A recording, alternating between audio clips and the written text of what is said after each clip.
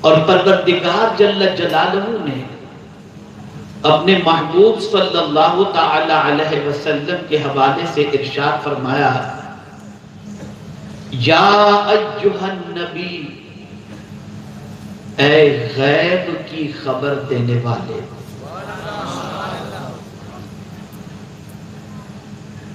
نبی کے معنی ہوتا ہے غیب کی خبر دینے والے۔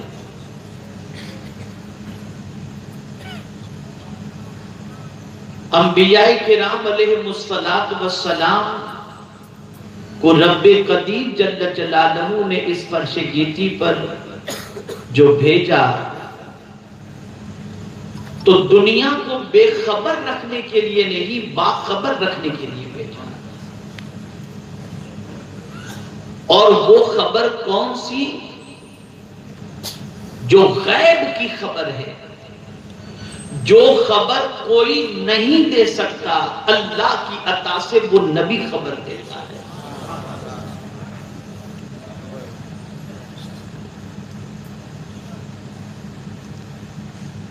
ایک مرتبہ درود شریف پڑھیں۔ اللہم صلی علی سیدنا و مولانا محمد معدن الجود والکرم وآلہ وصحبہ وبارک وسلم صلاۃ و سلام علیک یا سیدی یا رسول اللہ صلی اللہ تعالی علیہ وسلم۔ انبیاء رب سے خبر لیتے ہیں اور مخلوق کو باخبر کرتے ہیں۔ انبیاء رب سے لیتے ہیں، مخلوق کو عطا فرماتے ہیں۔ تو جو بھی خبر اللہ نے نبیوں کو عطا فرمائی، وہ خبریں انبیاء مخلوق کو دیتے ہیں۔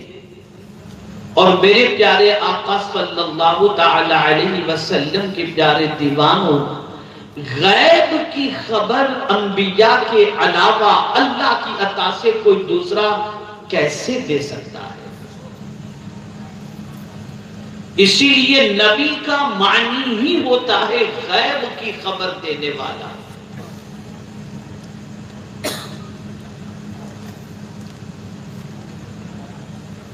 اب آپ سمجھیں اس کو تھوڑا سا۔ اگر قرآن مقدس کا مطالعہ کریں تو آپ کو پتہ چلے گا کہ ایک انسان اپنی بہت ساری چیزیں انسانوں سے چھپا سکتا ہے، نبی سے نہیں چھپا سکتا۔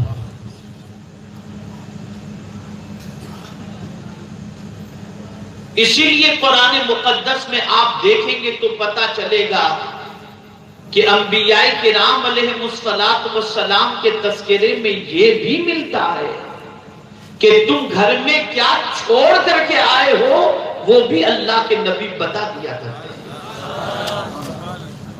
میرے پیارے آقا صلی اللہ تعالی علیہ وسلم کے پیارے دیوانوں، اب آپ مجھے بتائیں، قرآن مقدس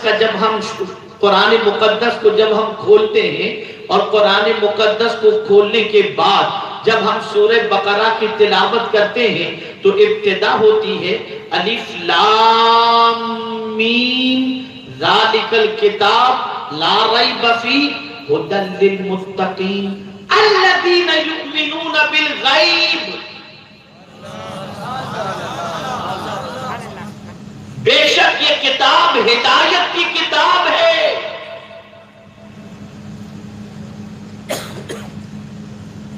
ھدی للمتقین، یہ ایسی کتاب ہے کہ اس میں کوئی شک کی گنجائش نہیں، اور یہ متقیوں کے لیے ہدایت کی کتاب ہے۔ اب اگر کوئی شخص یہ تصور کرتا ہو کہ میں نماز پڑھ کر کے متقی بن جاؤں، روزہ رکھ کے متقی بن جاؤں، حج کر کے متقی بن جاؤں، زکوٰۃ دے کر کے متقی بن جاؤں، تو قرآن کہتا ہے پہلے یہ سمجھ لو کہ متقین ہوتے کون ہیں۔ تو پہلی چیز قرآن نے بیان فرمائی ھدی للمتقین الذین یؤمنون بالغیب۔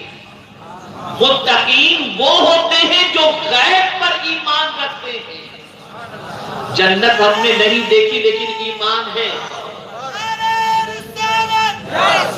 جنت ہم نے نہیں دیکھی لیکن جنت کو ہم مانتے ہیں، دوزخ ہم نے نہیں دیکھی لیکن دوزخ کو مانتے ہیں، پل صراط ہم نے نہیں دیکھی لیکن اس پر ہمارا ایمان ہے، قبر سے اٹھائے جائیں گے اس پر ایمان ہے، میدان محشر کے بپا ہونے پر ہمارا ایمان ہے، ان ساری چیزوں پر ایمان اسی لیے ہے۔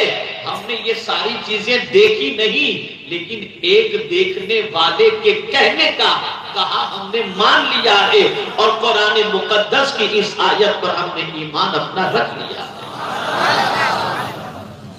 میرے پیارے آقا صلی اللہ تعالی علیہ وسلم کے پیارے دیوانوں، انبیاء آتے ہی ہیں غیب کی خبر دینے کے لیے۔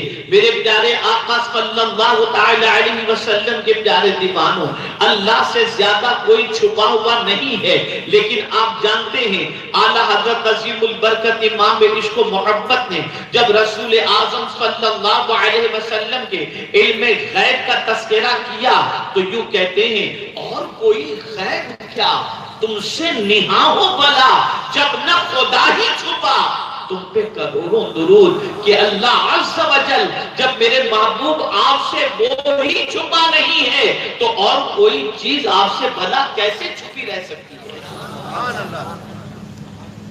میرے پیارے آقا صلی اللہ تعالی علیہ وسلم کے پیارے دیوانوں، انبیاء کی خبر بالکل سچی، ان کی کوئی خبر ایسی نہیں ہوتی جس میں کذب کا احتمال ہو۔ اسی لیے حضور صلی اللہ تعالی علیہ وسلم نے لوگوں کو اللہ کی طرف بلانے سے پہلے اپنے وجود کے بارے میں لوگوں سے پوچھا۔ کوہ صفا پر جب میرے آقا صلی اللہ تعالی علیہ وسلم کھڑے ہوئے اور اس کے بعد میرے آقا صلی اللہ علیہ وسلم نے جن لوگوں کو اسلام کی دعوت دینی تھی اور جن کو عشائیہ حضور نے دیا تھا اور بلایا تھا، ان سے میرے آقا نے پوچھا کہ اگر میں یہ کہوں کہ پہاڑ کے اس جانب سے کوئی لشکر آ رہا ہے تو تم اس بارے میں کیا خیال کرتے ہو، کیا اس کے بارے میں تم کہو گے؟ تو سب نے یہی کہا۔ کون کہنے والے؟ مسلمان نہیں تھے، وہ کافر تھے۔ انہوں نے برجستہ کہا اے محمد تمہاری زبان سے سچ کے علاوہ کچھ نکلتا ہے۔ تو نبی کی ذات جو ہے وہ صداقت کی علم بردار ہوتی ہے۔ میرے پیارے آقا صلی اللہ تعالی علیہ وسلم کے پیارے دیوانوں، اسی لیے سرکار صلی اللہ علیہ وسلم کی بارگاہ کے اندر غیب کی خبر پوچھنے کے لیے صحابہ بھی آیا کرتے، صحابیات بھی آیا کرتے، اور کبھی کوئی نہیں بھی آتا تھا تب بھی حضور بتا دیتے تھے۔ آپ کو میں بتاؤں جنگ بدر کے موقع پر کون کہاں مارا جائے گا، حضور نے بتا دیا تھا اور لکیر کھینچ دی تھی کہ یہ یہاں مارا جائے گا، عتبہ یہاں مارا جائے گا، ابو جہل یہاں مارا جائے گا، شیبہ یہاں مارا جائے گا۔ اللہ اکبر، موت ابھی کسی کی نہیں ہوئی لیکن مصطفیٰ نے لکیر کھینچ لی۔ صحابہ فرماتے ہیں جس کے لیے جو لکیر کھینچی وہ وہی آ کر کے مرا۔ میں پوچھنا چاہتا ہوں یہ مصطفیٰ کو خبر کس نے دی تھی؟ میرے مولا نے دی تھی اور مصطفیٰ نے دنیا کو بتا دیا تھا۔ ایک صحابیہ حضور کی خدمت میں حاضر ہوئی، عرض کرتی ہیں یا رسول اللہ صلی اللہ علیہ وسلم میرا بیٹا جنگ میں شہید ہو گیا، مجھے یہ نہیں معلوم کہ میرے بیٹے کی پوزیشن اس کی شہادت اللہ نے قبول فرمائی یا نہیں قبول فرمائی، اور میرا بیٹا اس وقت کس حال میں ہے مجھے نہیں معلوم۔ تو سرکار میں یہ جاننے کے لیے حاضر ہوئی ہوں کہ ذرا میرے بیٹے کے بارے میں کچھ بتا دیں کہ اس کی شہادت کے بعد وہ کہاں ہے اس وقت، اور مولا نے اس کی شہادت قبول فرمائی یا نہیں فرمائی۔ آقا کریم صلی اللہ تعالی علیہ وسلم نے ارشاد فرمایا کہ جنت کی کئی جنتیں ہیں، اور سن، سب سے اونچا جنت کا درجہ جنت الفردوس ہے، اور تیرا بیٹا اس وقت جنت الفردوس میں موجود ہے۔ آپ اندازہ لگائیں، رسول اعظم صلی اللہ تعالی علیہ وسلم اس طریقے سے ارشاد فرما کر دنیا کو بتا رہے ہیں۔ اور حیرت کی بات ہے کہ ایک صحابی یہ نہیں کہتے یا رسول اللہ صلی اللہ علیہ وسلم، قرآن تو یہ کہتا ہے عالم الغیب والشہادہ، کہ غیب و شہادت کا علم تو اللہ عز و جل کے پاس ہے، آپ کیسے غیب کی خبر دینے والے ہو گئے؟ اس لیے کہ صحابہ جانتے تھے اللہ جسے چاہتا ہے غیب کا علم عطا فرماتا ہے، اور ہمارا عقیدہ بھی یہی ہے کہ حضور کے پاس جو بھی علم غیب ہے وہ ذاتی نہیں ہے، اللہ کی عطا سے ہے۔ اب یہاں تک نبی کی تعریف کو سمجھنے کے بعد اگر آپ غیب کی خبر دینے والا نبی کو نہ مانے تو لفظ نبی کا معنی ہی مکمل نہیں ہوگا، اس لیے کہ نبی کا معنی ہی ہوتا ہے غیب کی خبر دینے والا۔ اب آئیے قرآن آگے کہتا ہے اِنَّا أَرْسَلْنَاكَ، بے شک ہم نے تم کو بھیجا۔ کس نے بھیجا؟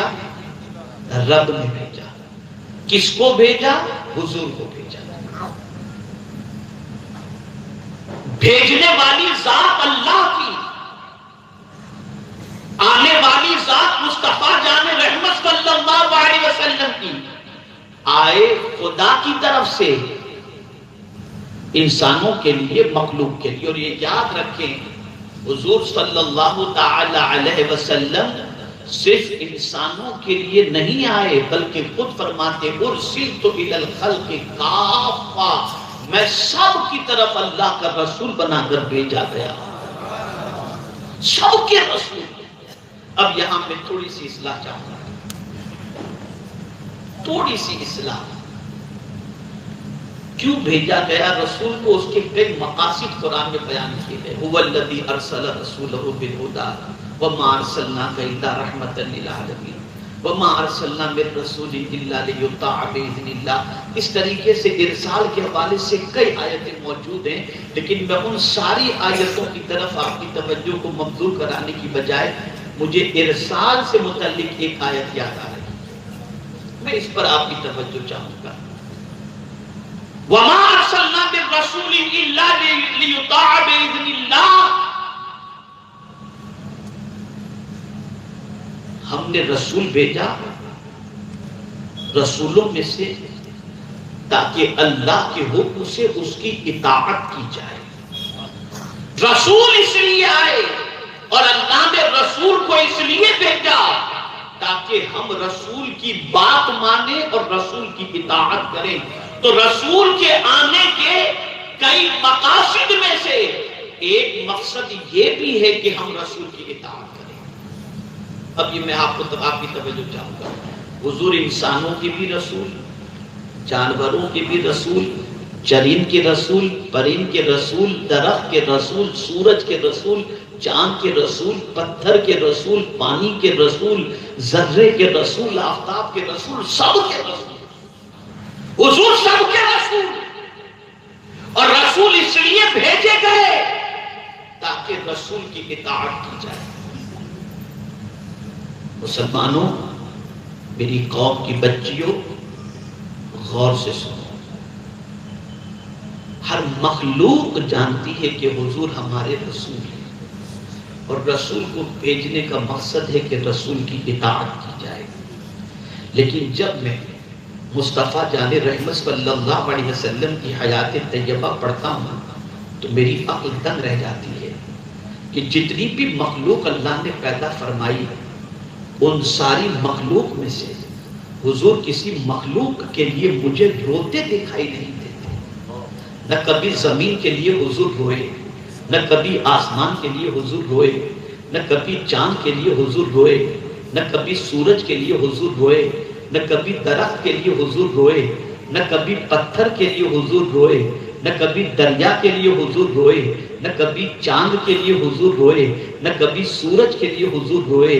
حضور کسی کے لیے روتے نظر نہیں آتے، اگر روتے ہوئے نظر آتے ہیں تو ہمارے لیے، اپنی امت کے لیے روتے نظر آتے ہیں۔ توجہ چاہوں گا، اتنا روئے کہ اعلیٰ حضرت عظیم البرکت امام عشق و محبت کو یہ اپنے رب کی بارگاہ میں عرض کرنا پڑا، اللہ کیا جہنم اب بھی نہ سرد ہوگا؟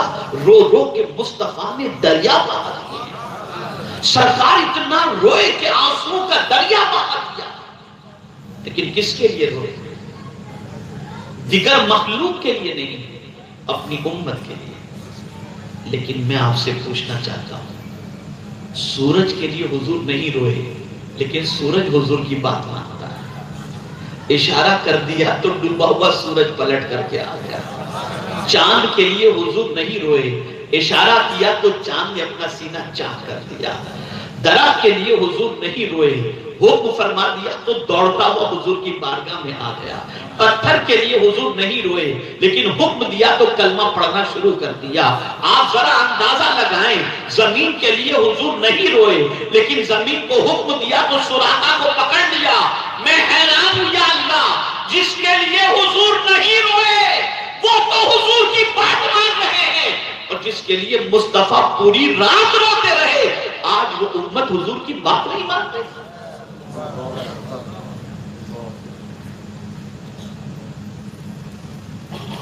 آج وہ امت اتنی بے باک ہو گئی کہ اپنے رسول کی اور اپنے آقا کی اطاعت کے حوالے سے بے باک ہو کر اپنی زندگی کے لمحات کو گزار رہی ہے۔ سب کی بات یہ امت مان رہی ہے، اللہ کے رسول کی اطاعت کے لیے یہ تیار نہیں ہے۔ اور یاد رکھنا، کامیابی آپ کو لباس سے نہیں ملے گی، محل سے نہیں ملے گی، سرمائے سے نہیں ملے گی۔ قرآن نے کہہ دیا وَمَن يُطِعِ اللَّهَ وَرَسُولَهُ فَقَدْ فَازَ فَوْزًا عَظِيمًا۔ اللہ اس کے رسول کی اطاعت جو کرے گا، اللہ اسے بڑی کامیابی سے ہمکنار فرمائے گا۔ اللہ اس کے رسول کی اطاعت کی بنیاد پر کامیابی نصیب ہوگی۔ تو میرے کریم نے اپنے رسول کو بھیجا، اِنَّا أَرْسَلْنَاكَ، بے شک ہم نے تم کو بھیجا۔ کیا پیار ہے اس کے اندر، ارسلنا۔ اور بھیجنے والا جب کسی کو بھیجتا ہے تو اس بات کو ذہن میں رکھیں کہ یوں ہی نہیں بھیج دیتا، کچھ اختیار دے کر کے بھیجتا ہے۔ اتنی بڑی مخلوق کی طرف اللہ نے بھیجا اور بے اختیار بنا کر نہیں، اختیار دے کر بھیجا، اور ایسا اختیار دے دیا، ایسا اختیار دے دیا کہ زندگی رہی تو پھر میں کبھی آپ کے سامنے اس موضوع پر گفتگو کروں گا کہ قانون ساز اور قانون داں، ان دونوں میں بڑا فرق ہوا کرتا ہے۔ بیرسٹر جو ہوتا ہے وہ قانون داں تو ہوتا ہے، قانون ساز نہیں ہوتا، لیکن میرے مصطفیٰ کی شان یہ ہے وہ قانون داں بھی ہے اور قانون ساز بھی ہے۔ اس کو میں پھر کبھی آپ کے سامنے سنوں گا۔ تو رب نے حضور کو جو بھیجا، اختیار دے کر کے بھیجا، پاور دے کر کے بھیجا، کمالات دے کر کے بھیجا، مرتبہ دے کر کے بھیجا، اور پھر فرمایا میرے محبوب ہم نے جو تم کو بھیجا ہے شاہد بنا کر کے بھیجا۔ توجہ چاہوں گا، شاہد کے معنی ہوتا ہے حاضر و ناظر، سمجھیے گا، شاہد کے معنی ہوتا ہے حاضر و، بولیے، حاضر و ناظر۔ علامہ امام راغب اصفہانی رحمت اللہ تعالی علیہ مفردات میں شاہد کے حوالے سے فرماتے ہیں الشاہد والمشہود والحضور مع المشاہد بالبصارہ او البصیرہ۔ شاہد کی تعریف فرماتے ہیں کہ شاہد کے معنی ہوتا ہے ناظر، حاضر،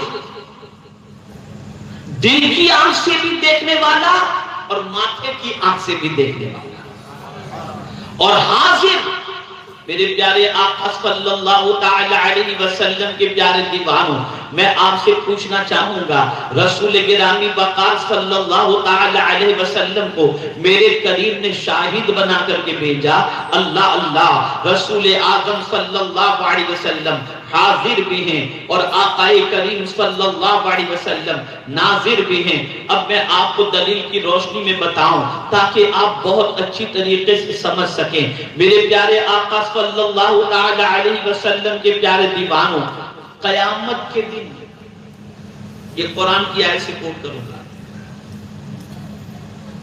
شاہد کے لیے حاضر ہونا ضروری۔ قیامت کے دن جب انبیاء کرام علیہم الصلاۃ والتسلیم کے امتی یعنی حضور سے پہلے جو انبیاء کرام تشریف لائے، ان کی امت جو بیرا روی کی شکار ہو چکی ہوگی، اور جب ان کے بارے میں فیصلہ سنایا جانا ہوگا تو اس وقت وہ کہیں گے، اے میرے مولا، تیری طرف سے ہمیں کوئی پیغام دینے والا آیا ہی نہیں۔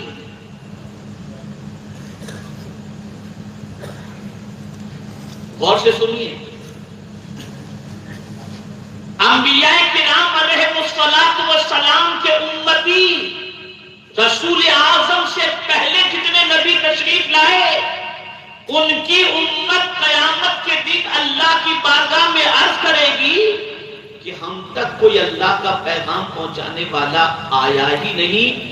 تو وہ انبیاء کرام اللہ سے فرمائیں گے، میرے مولا، ہم نے تو تیرا پیغام ان کو پہنچا دیا تھا۔ انبیاء کہیں گے، ہم نے تیرا پیغام پہنچا دیا تھا۔ تو انبیاء کرام سے کہا جائے گا کہ تم نے پیغام پہنچا دیا تھا تو کوئی گواہ بھی ہے؟ کوئی گواہ بھی ہے؟ تو انبیاء کرام کس کو پیش کریں گے؟ تو اس وقت انبیاء کرام قیامت کے دن حضور کی امت کو پیش کریں گے اور کہیں گے، یہ حضور کے امتی، ان سے پوچھیں۔ جب حضور کے امتی کہیں گے، ہم گواہی دیتے ہیں کہ انبیاء کرام علیہ السلام نے آپ کے تیرا پیغام میرے مولا ان بندوں تک پہنچا دیا تھا، تو چیخ پڑیں گی ساری امتیں، اے امت مصطفیٰ، تم سے پہلے تو ہم پیدا ہوئے، تم تو ہمارے بعد آنے والوں میں ہو، آخری نبی کی امت ہو، اور تمہارے پہلے تو ہم چلے گئے تھے، ہمارے زمانے میں تم تھے ہی نہیں، تو تم گواہی کس وجہ سے دے رہے ہو؟ اللہ اکبر۔ تو حضور کی امت پکارے گی، ہم نہیں تھے لیکن مصطفیٰ کی گواہی پر ہم گواہی دے رہے ہیں۔ اور میرے پیارے آقا صلی اللہ علیہ وسلم کے پیارے دیوانوں، یہ گواہی میرا مولا قبول فرمائے گا اور اس پر حضور بھی گواہی عطا فرمائیں گے۔ وَكَذَلِكَ جَعَلْنَاكُمْ أُمَّةً وَسَطًا لِتَكُونُوا شُهَدَاءَ عَلَى النَّاسِ وَيَكُونَ الرَّسُولُ عَلَيْكُمْ شَهِيدًا۔ اس طریقے کی کئی آیتیں قرآن مقدس میں آپ کو ملیں گی۔ میرے پیارے آقا صلی اللہ تعالی علیہ وسلم کے پیارے دیوانوں، ہم بھی سرکار سے پہلے جتنے انبیاء تشریف لائے، لیکن ان کی امت جب تھی ہم نہیں تھے، ہمارا وجود نہیں تھا، لیکن قیامت کے دن حضور کے بتائے سے ہم نے مان لیا کہ جتنے بھی انبیاء تشریف لائے تھے سب نے اللہ کا پیغام پہنچا دیا، سب نے اللہ کا ارشاد پہنچا دیا۔ اب انکار کرنے والے جھوٹ بولتے ہیں، اس لیے کہ انبیاء جھوٹے نہیں ہوتے، اور رسول اعظم سید الانبیاء نے ہمیں بتایا تھا کہ سارے انبیاء تشریف لائے، سب نے اللہ کا پیغام پہنچا دیا، سب نے اللہ عز و جل کے ارشاد پہنچا دیے، سب نے رسالت کا حق ادا کر دیا۔ میرے پیارے آقا صلی اللہ تعالی علیہ وسلم کے پیارے دیوانوں، سوال پوچھنا چاہوں گا، مجھے بتاؤ، جب قیامت میں امت مصطفیٰ کی گواہی میرا مولا قبول کر لیتا ہے تو حضور کی گواہی کیسے قبول نہیں ہوگی؟ سرکار صلی اللہ تعالی علیہ وسلم ہر چیز کو دیکھتے ہیں، یہاں تک کہ میں آپ کو بتاؤں، میرے پیارے آقا صلی اللہ تعالی علیہ وسلم کے پیارے دیوانوں، بخاری شریف کی حدیث ہے، سرکار صلی اللہ علیہ وسلم مصلی امامت پر اور نماز کے بعد حضور صلی اللہ تعالی علیہ وسلم اپنے صحابہ سے فرماتے ہیں، امامت کے مصلی پر فائز ہونے والا رسول اپنے صحابہ سے کہہ رہا ہے، اور کیا فرما رہے ہیں حضور؟ پیچھے مقتدی ہوتے ہیں، امام آگے ہوتا ہے، لیکن حضور فرماتے ہیں تمہارا رکوع اور تمہارا خشوع یہ مجھ سے کوئی بھی چیز چھپی ہوئی نہیں ہے۔ یہ حضور فرماتے ہیں میں تمہارے رکوع کو بھی دیکھ رہا ہوں اور تمہارے خشوع کو بھی دیکھ رہا ہوں۔ خشوع دل کے کیفیت کا نام ہے۔ اب جس رسول سے خشوع چھپا ہوا نہ ہو اور کون سی چیز چھپی ہوئی رہ سکتی ہے؟ تو میرے پیارے آقا صلی اللہ علیہ وسلم کے پیارے دیوانوں، یہی وجہ ہے کہ صحابہ کرام علیہم الرضوان بہت ڈرا کرتے تھے، بہت احتیاط کیا کرتے تھے، بہت خیال فرمایا کرتے تھے۔ ان کا عقیدہ تھا کہ حضور صلی اللہ تعالی علیہ وسلم دل کی باتوں کو بھی جان لیتے ہیں، سرکار ناظر ہیں، ان سے کوئی چیز چھپی بھی نہیں۔ یہاں تک کہ ایک صحابی حضور کی خدمت میں حاضر ہوئے، آقا کریم صلی اللہ علیہ وسلم نے دریافت فرمایا کیسے آنا ہوا؟ عرض کرتے حضور میں ملاقات کی غرض سے حاضر ہوا ہوں۔ سرکار نے فرمایا تم سے ملنے کی جگہ تو حوض کوثر ہے جسے میں یہاں سے دیکھ رہا ہوں۔ آپ اندازہ لگائیں حضور حوض کوثر کو مدینے میں کھڑے رہ کر کے دیکھ رہے ہیں۔ جس رسول کا یہ عالم ہو کہ مدینے میں رہ کر کے حوض کوثر کو دیکھ رہا ہو، اس رسول کی نگاہوں کا عالم، اس رسول کے نظارے کا عالم، اس رسول کے ناظر ہونے کا عالم کیا ہوگا؟ میرے پیارے آقا صلی اللہ تعالی علیہ وسلم کے پیارے دیوانوں، تاجدار کائنات صلی اللہ علیہ وسلم سے کوئی چیز چھپی بھی نہیں۔ اللہ کی عطا سے اللہ نے ہر چیز میرے آقا پر روشن فرما دی، جتنی چاہے روشن، جتنی چاہی روشن فرما دی۔ آپ دیکھیں میرے پیارے آقا صلی اللہ تعالی علیہ وسلم کے پیارے دیوانوں، حضرت عباس رضی اللہ تعالی عنہ ابھی اسلام قبول نہیں کیے تھے، سرکار کے چچا ہیں، آغوش کے اسلام میں قدم نہیں رکھے تھے، اور جنگ بدر کے موقع پر قیدی کی حیثیت سے آ گئے تھے، لیکن مکے سے نکلتے وقت حضرت عباس نے کیا کیا تھا معلوم ہے؟ سونا اپنی بیوی کو دے دیا تھا اور فرمایا تھا کسی سے کہنا نہیں، اسے زمین پہ دفن کر دو۔ بیوی نے دفن کر دیا تھا۔ جب فدیہ دینے کی بات آئی تو حضرت عباس نے حضور سے عرض کیا میرے پاس تو کچھ میں ہے ہی نہیں، میں کیا پیش کروں؟ اسلام قبول نہیں کیا تھا ابھی انہوں نے، اب قربان جائیے۔ حضور مکے میں مدینے میں رہ کر کے اپنے چچا سے کہتے ہیں چچا وہ جو چچی کو سونا دے کر آئے تھے اور جسے چچی نے زمین میں دفن کر دیا تھا اس کے بارے میں کیا خیال ہے؟ عرض کرتے ہیں میرے محمد صلی اللہ علیہ وسلم مدینے میں رہ کر کے تو مکے میں دفن ہونے والے سونے کی خبر دیتا ہے، یہ نبی کے علاوہ کوئی نہیں دے سکتا، اور کلمہ پڑھا اور مسلمان ہو گئے۔ سوشل بائیکاٹ کیا گیا، 3 سال تک حصار میں رہے۔ سورہ کوثر جو ہے وہ کعبہ شریف کی وہاں معلق کر دی گئی، لیکن وہاں رہتے ہوئے سرکار صلی اللہ علیہ وسلم نے دیمک کے کھانے کا تذکرہ فرما دیا، جس کے بعد دنیا نے تسلیم کر لیا جیسا حضور نے کہا تھا ویسا ہی نکلا، جس کی وجہ سے حضور صلی اللہ علیہ وسلم کے سوشل بائیکاٹ کو ختم کیا گیا۔ تو نبی دیکھنے والے وہ ناظر بھی ہوتے ہیں، وہ عادل بھی ہوتے ہیں، اور یہی وجہ ہے کہ جس امام حسین نے اپنا سب کچھ اسلام کے لیے لٹا دیا، سب کچھ لٹا دیا، اسی امام کے ایک لخت جگر حضرت علی اوسط، جسے دنیا امام زین العابدین کے نام سے جانتی ہے، جن کے والد، جن کے بھائی، جن کے چچا زاد اسلام کو زندگی دینے کے لیے سب کچھ لٹا چکے، جب اجڑے ہوئے قافلے کو آپ نے دیکھا تو کربلا سے ہی پکار اٹھے، اس امید پر کہ حضور سن بھی رہے ہیں، دیکھ بھی رہے ہیں، سرکار سے کوئی چیز چھپی ہوئی نہیں ہے۔ تو وہی سے عرض کرتے ہیں یا رحمت للعالمین ادرک لزین العابدین۔ میرے پیارے آقا صلی اللہ علیہ وسلم کے پیارے دیوانوں، آپ تاریخ کے اوراق الٹ کر کے دیکھیں تو آپ کو پتا چلے گا اللہ نے اپنے حبیب صلی اللہ علیہ وسلم کو کتنا اونچا مقام عطا فرمایا ہے، کتنا اونچا مرتبہ عطا فرمایا ہے۔ تو رسول اعظم صلی اللہ علیہ وسلم شاہد بن کر کے اس فرش گیتی پر تشریف لائے، اور بھیجنے والی ذات شاہد بنا کر کوئی اور نہیں ہے، یہ اللہ رب العزت جل جلالہ کی ذات ہے جس نے حضور کو شاہد بنا کر کے بھیجا، گواہی دینے والا بنا کر کے بھیجا، حاضر و ناظر بنا کر کے بھیجا۔ اور پھر آگے قرآن کہتا ہے یا ایھا النبی انا ارسلناک شاہدا ومبشرا، اور خوشخبری سنانے والا۔ حضور خوشخبری سنانے کے لیے آئے، خوشخبری سنانے۔ جو فرما بردار ہیں انہیں خوشخبری سنائی، جو نافرمان ہے انہیں حضور نے ڈرایا۔ بشارت کسے کہتے ہیں اس کو سمجھو آپ۔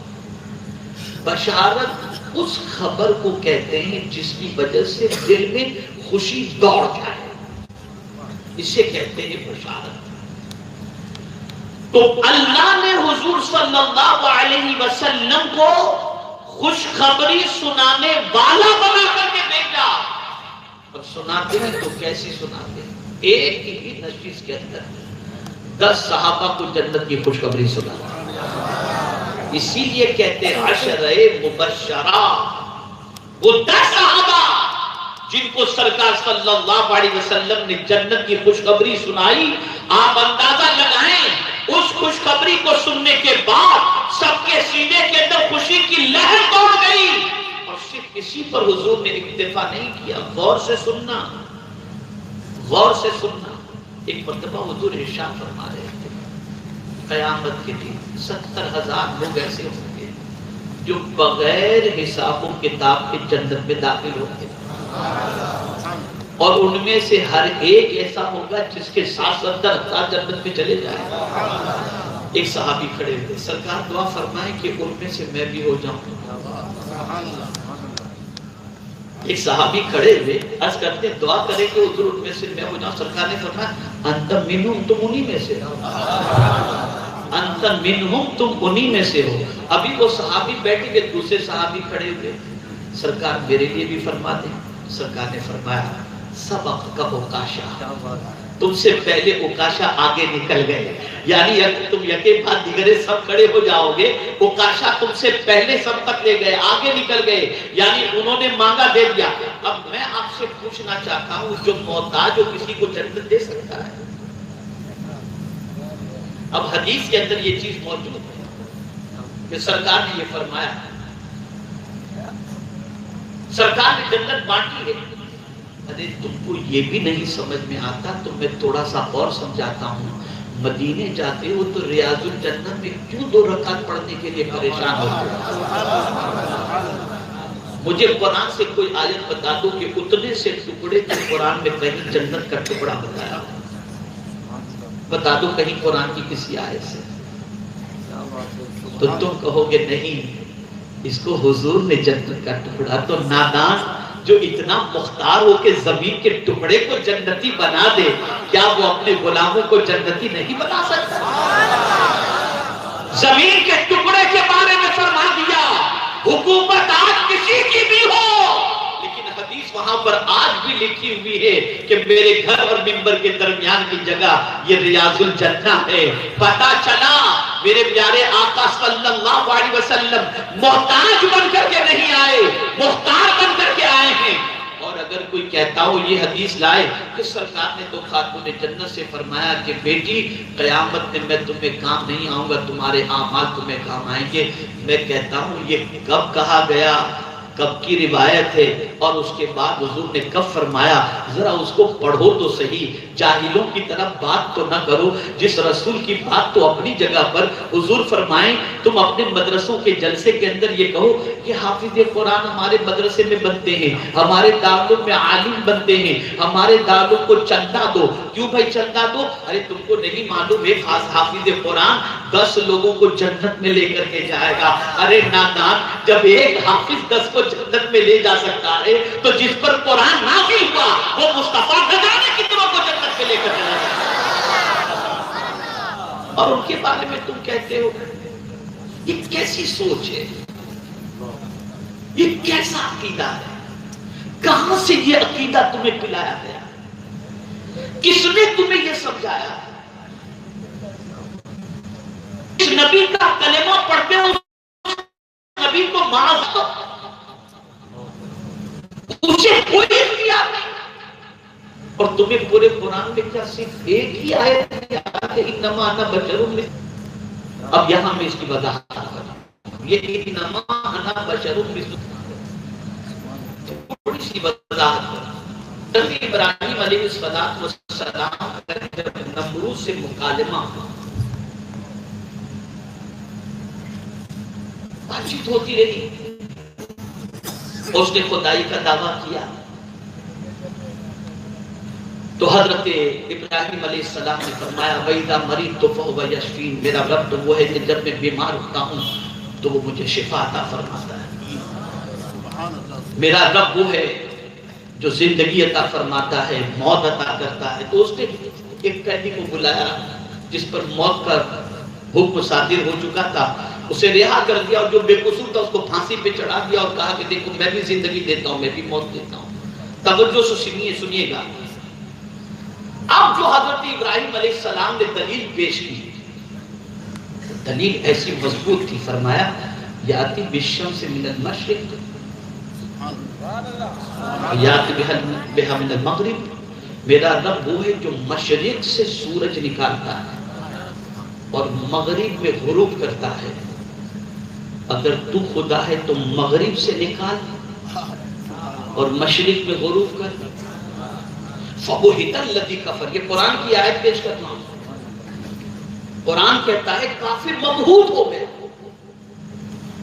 مبہوت ہو گئے۔ توجہ چاہوں گا آپ کا ایمان پختہ کرنے کی غرض سے، کافر مبہوت ہو گیا۔ حضرت ابراہیم نے کیا دلیل دی؟ خدا وہ ہے جو سورج کو مشرق سے نکالتا ہے، مغرب میں غروب کرتا ہے، اگر تو خدا ہے تو سورج کو مغرب سے نکال، مشرق میں غروب کر۔ فَبُهِتَ الَّذِي كَفَرَ، کافر مبہوت ہو گیا۔ اب حضور کو کیوں کہا گیا کہ آپ فرما دیں انما انا بشر؟ وجہ یہ تھی کہ جب حضرت مولا علی کے لیے سورج جب غروب ہو چکا تھا تو سورج کو حضور نے مغرب سے نکالا تھا، تو اس نکلے ہوئے سورج کو دیکھ کر حضور کو کوئی خدا نہ کہہ بیٹھے، اس لیے حضرت مصطفیٰ جان رحمت کے حوالے سے کہا گیا محبوب کہہ دو کہ میں تمہاری طرف بشر ہوں۔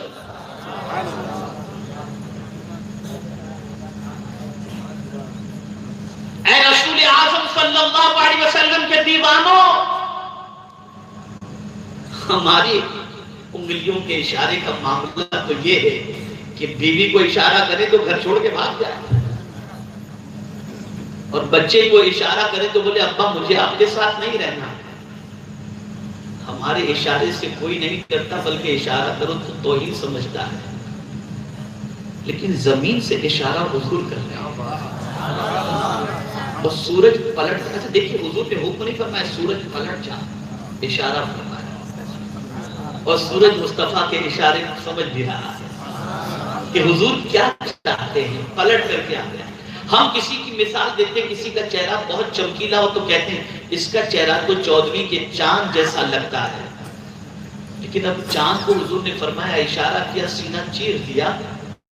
اب میں آپ سے پوچھنا چاہتا ہوں چاند یہ تو کہہ سکتا تھا، یہ تو کہہ سکتا تھا کہ حضور میری خوبصورتی کی مثال تو کسی چہرے کے ساتھ دی جاتی ہے، آپ میرے 2 ٹکڑے کر دیں گے تو مجھ میں تو عیب پیدا ہو جائے گا، لیکن چاند جانتا ہے کہ اشارے سے سینہ چیر دینے سے عیب نہیں ہوتا، قیامت تک کے لیے ایک مثال بن جایا کرتی ہے، اور عشق رسول کی مثال کے اعتبار سے پیش کیا جاتا رہے گا۔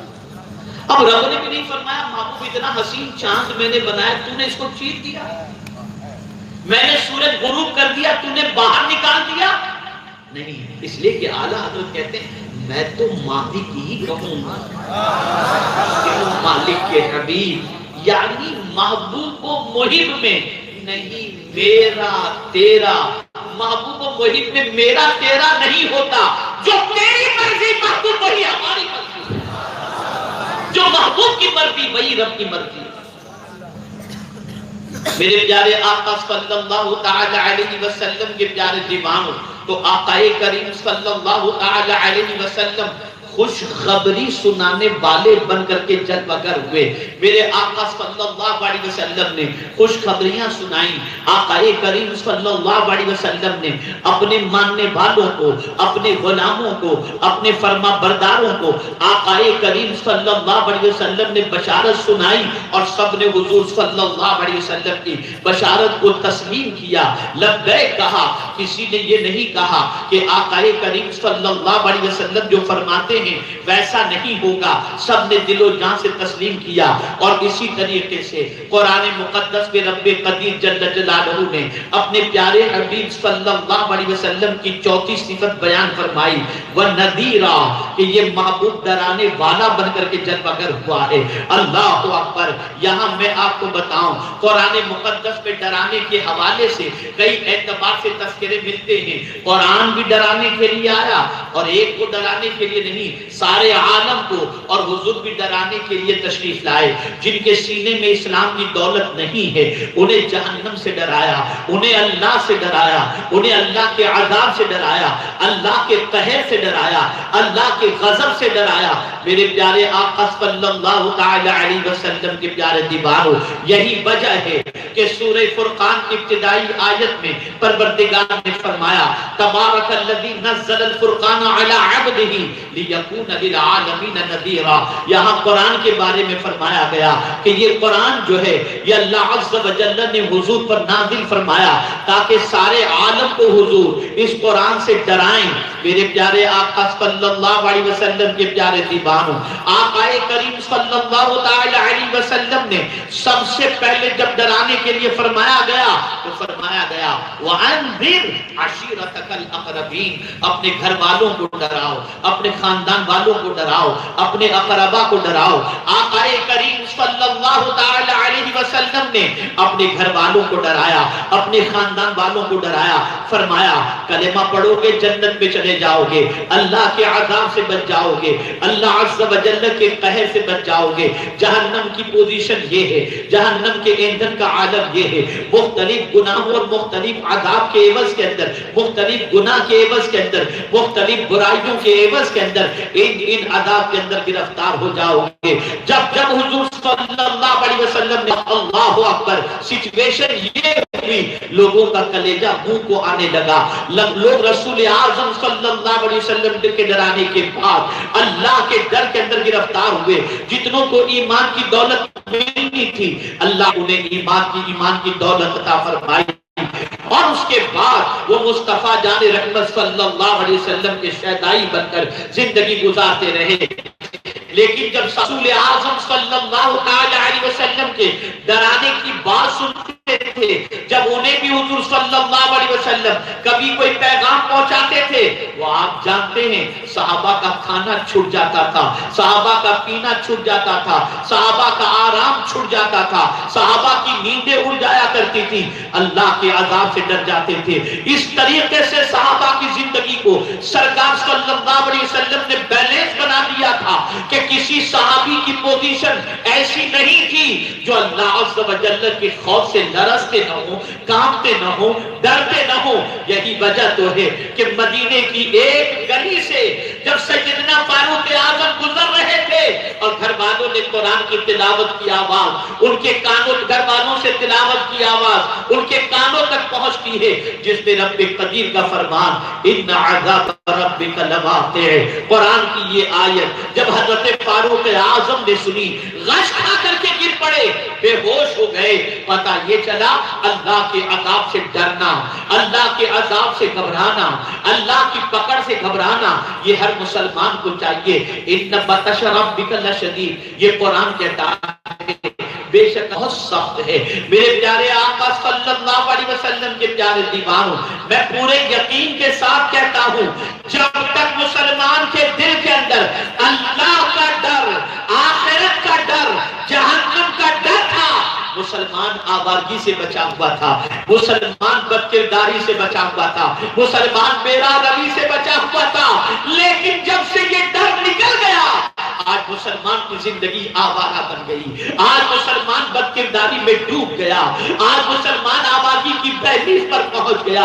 اے مسلمانوں ذرا تم مجھے بتاؤ، جو رسول تمہارا کمربند پکڑ پکڑ کے، ہم سب کا کمربند پکڑ پکڑ کے جہنم میں جانے سے بچا رہے ہوں، جس رسول کو اپنی امت کی اتنی فکر ہو، آج اس رسول کے امتی برائی کی دہلیز پر جائیں۔ اے رسول اعظم کے دیواروں، اپنے آپ کو بچاؤ، اپنے وجود کو بچاؤ، اپنے آپ کو گناہوں سے بچانے کی کوشش کرو۔ اللہ کے رسول ڈرانے کے لیے تشریف لائے۔ اب چوتھی صفت قرآن مقدس میں رب قدیر نے اپنے محبوب صلی اللہ علیہ وسلم کی بیان فرمائی، وَدَاعِيًا إِلَى اللَّهِ، اتنا ہی نہیں فرمایا، اتنا نہیں فرمایا، وَدَاعِيًا إِلَى اللَّهِ بِإِذْنِهِ، وہ اللہ کی طرف بلانے والے ہیں اللہ کے حکم سے۔ ذہن میں رکھیے گا، سب سے کٹھن مرحلہ ہے دعوت الی اللہ، اس سے زیادہ سخت کوئی دوسرا کام ہے ہی نہیں۔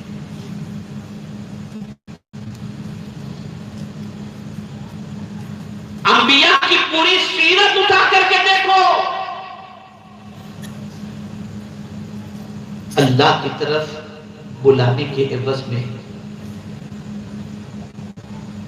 کتنی مشکلات کا سامنا۔ حضرت ابراہیم کے لیے آگ تیار کی جاتی ہے، اللہ کی طرف بلانے کے عوض کے اندر کتنی تکلیف۔ حضرت نوح علیہ السلام پر اتنے پتھر پھینکے جاتے ہیں کہ آپ نڈال ہو جاتے ہیں۔ اللہ کی طرف بلانے کے عوض کے اندر کتنی تکلیف کہ مصطفیٰ جان رحمت صلی اللہ علیہ وسلم کی نالین شریف خون آلود ہو جاتی ہے۔ یہ آج جو بلانے کا کام ہے نا، بہت آسان ہو گیا ہے، اسی لیے کہ مسلمان کو نیکیوں کی طرف ہم بلاتے ہیں، پر اللہ ماشاءاللہ لوگ اپنی طرف بھی بلاتے ہیں۔ اللہ کی طرف بلانا بہت آسان نہیں ہے، یہ بہت کٹھن مرحلہ ہے۔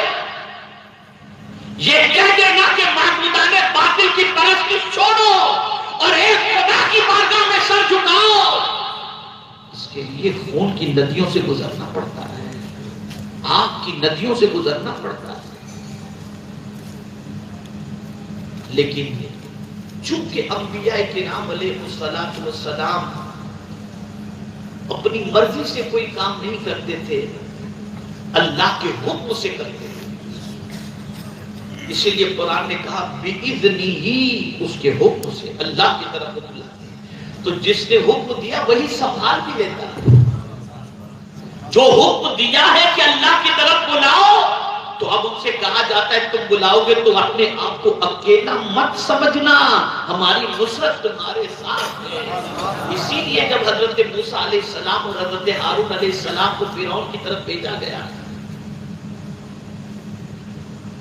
تو عرض کیا حضرت موسیٰ علیہ السلام نے بڑا شقی ہے، بڑا بدبخت ہے، بڑا ظالم ہے، خوف ہے کہ کہیں ہمارے ساتھ کوئی زیادتی نہ کر بیٹھے۔ اب قرآن نے کیا کہا سنیے، اب رب نے کیا فرمایا کہ اے موسیٰ اور ہارون تم کیا سمجھتے ہو تم اکیلے ہو؟ اننی معکما اسمع و ارا، بے شک میں تم دونوں کے ساتھ ہوں، اللہ فرماتا ہے بے شک میں تم دونوں کے ساتھ ہوں اور سنتا بھی ہوں اور دیکھوں گا بھی کہ کیا ہو رہا ہے، میں سنوں گا اور دیکھوں گا۔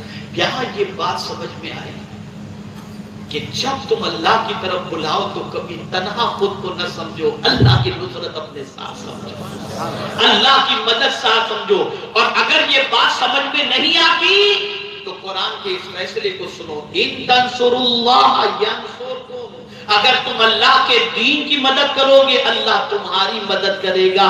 ان ینصرکم اللہ فلا غالب لکم، اگر اللہ تمہاری مدد کرے تو کوئی تم پر غالب نہیں آ سکتا۔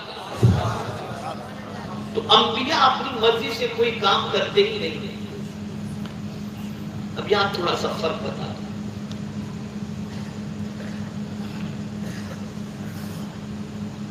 معیہ کی بات آئی. حضرت موسیٰ کلیم اللہ علیہ الصلوۃ والتسلیم جب فرعون نے حضرت موسیٰ علیہ الصلوۃ والسلام پر سختی کا سلسلہ شروع کیا اور آپ جب جانے لگے اپنی قوم کو ساتھ لے کر تو اب دریا تھا، اس سے گزرنا تھا، دریا تھا اس سے گزرنا تھا. تو قوم نے کہا آپ دریا میں جانے کا حکم دے رہے ہیں، ڈوب گئے تو، غرق ہو گئے تو قرآن کہتا ہے کہ حضرت موسیٰ علیہ السلام نے فرمایا معیہ ربی سیہدین، بے شک میرے ساتھ میرا رب ہے، وہ ہمیں راستہ دکھا دے گا. تو یہاں کیا ہوا؟ معیہ ربی، پہلے معیہ کا تذکرہ اور ربی کا تذکرہ بعد میں.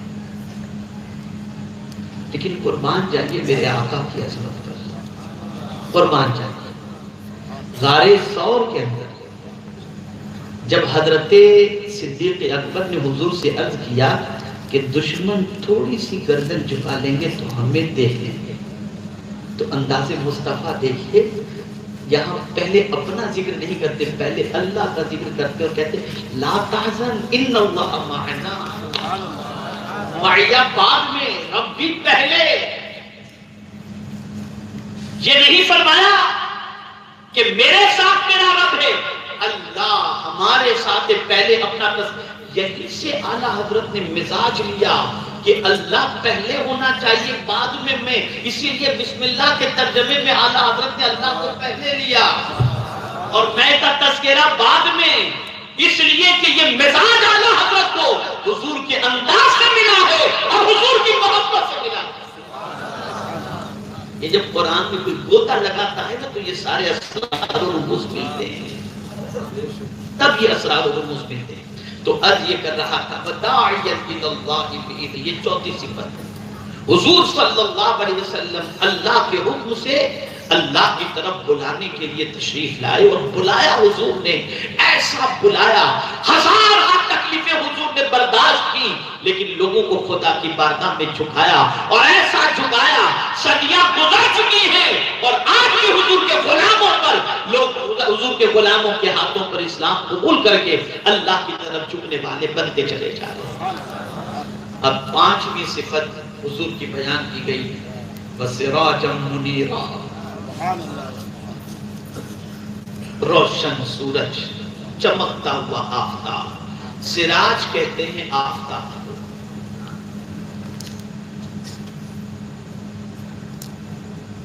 آسمان کے لیے بھی ایک ہی سورج ہے جو پوری کائنات کو روشنی دیتا ہے، ایک ہی سورج پوری کائنات کو روشنی دیتا ہے. لیکن خدا کی قسم اپنے محبوب کی شان میرا مولا بیان فرماتا ہے تو کتنے پیارے انداز سے بیان فرماتا ہے. اس سورج کا بھی تذکرہ ہے جو آسمان پہ نکلتا ہے، اس کا بھی تذکرہ ہے. اسے بھی سراج کہا، حضور کو بھی سراج کہا. لیکن دونوں کی جب صفت بیان فرمائی تو بالکل انداز بدل. جب دونوں کی صفت بیان کی کہ اس سورج کی خاصیت کیا ہے اور اس سورج کی خاصیت کیا ہے تو انداز بدل گیا. اس کے بارے میں فرمایا سراج وہاجا، یہ جو آسمان پر سورج نکلتا ہے اس میں تپش ہے، گرمی ہے. آپ دوپہر کی چلچلاتی دھوپ کے اندر ننگے پیر نکل جائیں تو پیر میں چھالے پڑتے ہیں. ابھی میں یہاں آ رہا تھا تو ہمارے حافظ عبد الرحیم صاحب فرما رہے تھے کہ تم ٹھنڈی کا موسم ہے لیکن یہاں گرمی ہی گرمی لگ رہی ہے. تو آپ دیکھیں سورج جب دوپہر کے اندر نکلتا ہے پورے شباب پر ہوتا ہے تو سورج کی گرمی سے بچنے کے لیے انسان نہ جانے کتنے جتن کرتا ہے. کبھی درخت کے سائے میں، کبھی دیوار کے سائے میں، کبھی چھتری کے سائے میں انسان نکلتا ہے، اس لیے کہ وہ سورج کی گرمی سے بچنا چاہتا ہے، اس لیے کہ لو لگ گئی تو طبیعت خراب ہو جائے گی، ننگے پیر زمین پر ہم نے قدم رکھ دیا تو زمین پر چھالے پڑ جائیں گے۔ پتہ یہ چلا کہ آسمان پر نکلنے والا سورج روشنی تو دیتا ہے لیکن ساتھ میں تپش بھی دیتا ہے، تکلیف بھی دیتا ہے۔ تو اب میرے کریم نے جب اس سورج کا تذکرہ کیا تو وحاج کی حیثیت سے کیا، لیکن اپنے محبوب کا تذکرہ کیا تو اپنے بندوں سے فرمایا اے لوگوں سنو، یہ میرا محبوب بھی سورج ہے لیکن آسمان پر نکلنے والے سورج کی طرح نہیں ہے، یہ ایسا آفتاب ہے کہ جب نکلتا ہے تو گرمی نہیں دیتا، منیرا جس طرح سے چاند ٹھنڈک پہنچاتا ہے میرا مصطفیٰ بھی سب کو ٹھنڈک پہنچانے والا ہے۔ اس لیے حضور نے سب کو ٹھنڈک پہنچائی، حضور نے سب کو راحت پہنچائی، حضور نے سب کے قلب کو تسکین کی دولت عطا فرمائی۔ تو اے رسول اعظم صلی اللہ تعالی علیہ وسلم کے دیوانوں، اب میں آپ سے پوچھنا چاہتا ہوں، اس رسول کی عظمت و محبت کو اپنے دل میں بٹھاتے ہوئے آپ مجھے بتائیں، جس رسول کی شان یہ ہو کہ مولا شاہد بنا کر بھیجے، جس رسول کی شان یہ ہو اور جس کے اختیار کا عالم یہ ہو کہ زمین کے ٹکڑے کو جنتی بنا دے، جس رسول کی شان یہ ہو جس انسان کو چاہے جنتی بنا دے، جس رسول کی شان یہ ہو کہ چاہے تو انگلی سے پانی کے چشمے جاری ہو جائیں، جس رسول کی شان یہ ہو کہ اپنے لعاب دہن سے جہاں پر آنکھ نکل گئی ہو وہاں لعاب دہن لگا دے تو آنکھ درست ہو جائے۔ میں پوچھنا چاہتا ہوں، اتنا عظمت والا رسول کہ جسے پروردگار نے مبشر بنا کے بھیجا، شاہد بنا کر بھیجا، نذیر بنا کر کے بھیجا، داعی اللہ بنا کر بھیجا، سراج منیر بنا کر کے بھیجا، کیا اس عظمت والے رسول کی آمد کی خوشی نہیں بنائی جائے گی؟ کیا اس کی میلاد نہیں بنائی جائے گی؟ اے رسول اعظم کے دیوانوں، اپنے آقا کے آنے کی خوشی مناؤ، اپنے آقا کے آنے کی خوشی مناؤ، اور میرے پیارے آقا صلی اللہ تعالی علیہ وسلم کے پیارے دیوانوں، حدود شریعت میں رہ کر کے مناؤ، نماز کی پابندی کے ساتھ مناؤ، درود و سلام کی پابندی کے ساتھ مناؤ، حدود میں رہتے ہوئے آقا کریم صلی اللہ علیہ وسلم کی آمد کی خوشی مناؤ۔ اور سن لو میرے پیارے آقا صلی اللہ تعالی علیہ وسلم کے پیارے دیوانوں، رسول اعظم صلی اللہ علیہ وسلم سے محبت کرنا، ان کی آمد کی خوشی منانا، ان کی آمد پر رسول اعظم صلی اللہ علیہ وسلم کی بارگاہ میں نعت کا خراج عقیدت پیش کرنا، آپ کی سیرت بیان کرنا، آپ کے اخلاق بیان کرنا، آپ کے کمالات بیان کرنا، میں سمجھتا ہوں یہ باعث برکت ہے۔ اگر رسول تشریف نہ لاتے ہمیں کوئی نعمت نہ ملتی، رسول تشریف نہ لاتے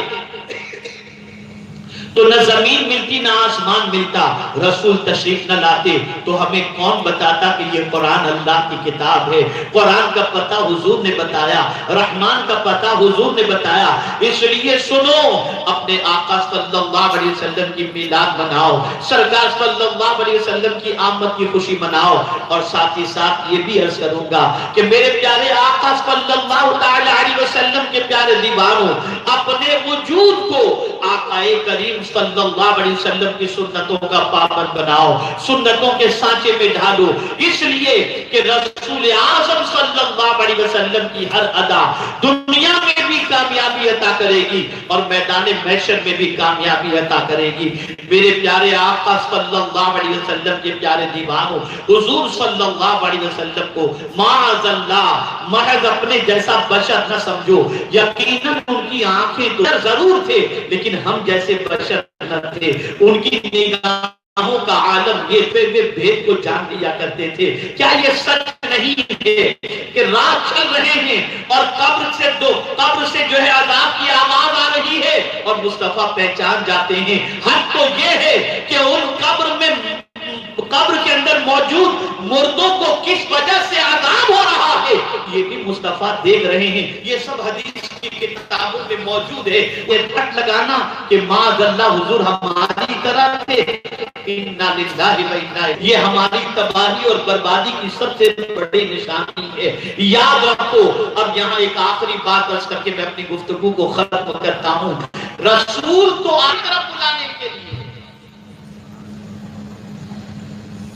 رسول اللہ کی طرف بلانے کے لیے آتے ہیں، اور اللہ کن کی طرف بھیجتا ہے؟ حضور کی طرف بھیجتا ہے. وَلَوْ أَنَّهُمْ إِذْ ظَلَمُوا أَنفُسَهُمْ جَاءُوكَ فَاسْتَغْفَرُوا اللَّهَ وَاسْتَغْفَرَ لَهُمُ الرَّسُولُ إِن تَنَازَعْتُمْ فِي شَيْءٍ فَرُدُّوهُ إِلَى اللَّهِ وَالرَّسُولِ. اور کون حضور کی طرف آنے سے کتراتا ہے؟ منافق. منافق خدا کی طرف جانے کے لیے نہیں گھبرائے گا، رسول کی طرف آنے کے لیے گھبرائے گا. یہ بھی قرآن مقدس میں موجود ہے. اس لیے یاد رکھو، حضور صلی اللہ علیہ وسلم کی سچی محبت اپنے دل میں بٹھاؤ، آقا کی عظمتوں کا چراغ اپنے سینے میں روشن کرو، جی جان سے اپنے آقا صلی اللہ علیہ وسلم سے محبت کرو. اعلیٰ حضرت عظیم البرکت امام عشق و پوری دنیا کو جو محبت رسول کا درس دیا، اور اگر کوئی یہ کہے عشق و محبت نے اختلاف پیدا کیا تو میں یہ کہ یہ چاہتے تھے کہ پوری دنیا متحد رہے، پوری دنیا میں اختلاف نہ ہو. ایک ہی راستہ ہے اور وہ ہے صلی اللہ علیہ وسلم. اس لیے کہ قرآن نے کہا کس چیز نے اوس و خزرج کو ایک کر دیا تھا؟ تو قروا نعمت اذ کنتم اعداء فَأَلَّفَ بَيْنَ وَأَصْبَحْتُمْ بِنِعْمَتِهِ إِخْوَانًا. اللہ کی نعمت کو یاد کرو. مفسرین کے اللہ کی نعمت سے قرآن بھی لیا، اللہ کی نعمت سے اسلام کی نعمت سے اہل بیت بھی لیا، اور اللہ کی نعمت سے حضور صلی اللہ علیہ وسلم کو بھی لیا. اللہ کی نعمت تمہارے، اس اللہ کی نعمت کو یاد کرو کہ تم آپس میں دشمن تھے، تم کو بدل دیا. یہ مصطفیٰ جان رحمت نے بدل دیا، ان کی محبت نے بدل دیا اور بھائی بھائی بنا دیا. چاہیے کہ حضور صلی اللہ علیہ وسلم کی محبت میں گرفتار رہیں. پتھر حضور سے محبت کرے تو ہم اس سے محبت کرتے ہیں، درخت کا تنا ہو سے ہم اس سے محبت کرتے ہیں، پتھر حضور سے محبت کرے ہم اس سے. تو اگر کوئی سرکار کی محبت میں کوئی عاشق ہو جائے، سرکار کی محبت میں گرا، تو ہمیں بھی چاہیے کہ اس محبت کی بنیاد پر محبت کی